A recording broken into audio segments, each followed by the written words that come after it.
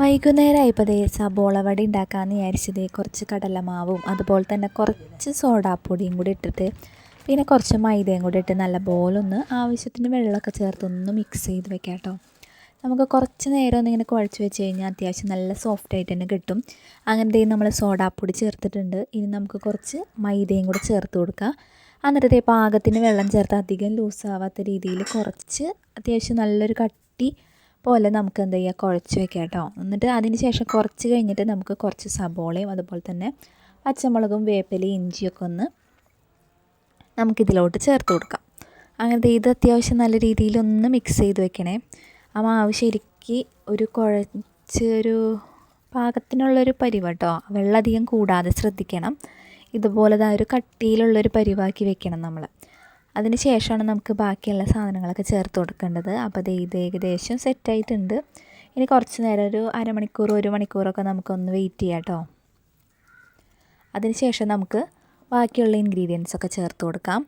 അങ്ങനത്തെ നമ്മൾ സബോളൊക്കെ ചെറുതാക്കി അരിഞ്ഞ് വെച്ചിട്ടുണ്ട്, അത് ചേർത്ത് കൊടുക്കുക. അതുപോലെ തന്നെ ഇഞ്ചി, പിന്നെ കുറച്ച് വേപ്പിലയും കൂടി ചേർത്ത് കൊടുത്ത് നല്ലപോലെ ഒന്ന് മിക്സ് ചെയ്തെടുക്കണം കേട്ടോ. അത് അത്യാവശ്യം നല്ല രീതിയിലൊന്ന് കുഴച്ച് മിക്സ് ചെയ്യണം.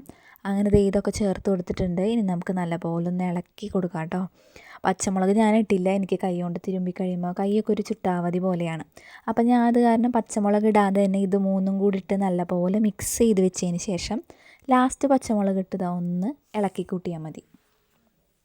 ഇനി നമുക്ക് ഇതൊന്ന് പൊരിച്ചെടുക്കാം കേട്ടോ. അപ്പം അത്യാവശ്യം സെറ്റായിട്ടുണ്ട്. രാവിലെ തന്നെ വേറെ പണിയൊന്നും ഉണ്ടായില്ലെന്ന്. അപ്പോൾ അതേ കുരുമുളകൊക്കെ ഒന്ന് പൊട്ടിച്ച് ഉണക്കാനായിട്ട് പോവുകയാണേ. അപ്പോൾ നമ്മൾ ഗരം മസാല പൊടിക്കാൻ വേണ്ടിയിട്ട് നമ്മുടെ വീട്ടിൽ തന്നെ കുരുമുളക് അത്യാവശ്യമുണ്ട്, കടയിലും കൊടുക്കലുണ്ട് നമ്മൾ.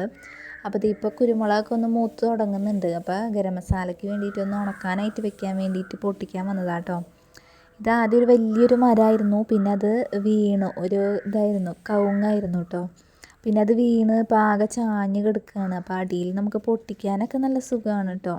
പിന്നെ ഇതേ കുറച്ച് കറുകപ്പട്ടയുടെ ഇലയും പൊട്ടിക്കുക, അതുപോലെ തന്നെ പട്ടയും വെട്ടിയെടുക്കാമെന്ന് വിചാരിച്ച് പോകുന്നതാണ് കേട്ടോ. അപ്പോൾ ഇലയും അത്യാവശ്യം നല്ല വലിപ്പത്തിൽ മൂത്ത ഇല നോക്കി കുറച്ച് പൊട്ടിച്ചെടുത്തു ഞങ്ങൾ. അത്യാവശ്യം കുറച്ച് ഇടലുണ്ട് നമ്മൾ ഗരം മസാല പൊടിക്കാനായിട്ട്. ഉണക്കാനായിട്ട് വെക്കുമ്പോൾ മിക്കതും പറന്ന് പോകും. അപ്പോൾ അത് കാരണം കുറച്ചധികം പൊട്ടിച്ച് വെക്കും.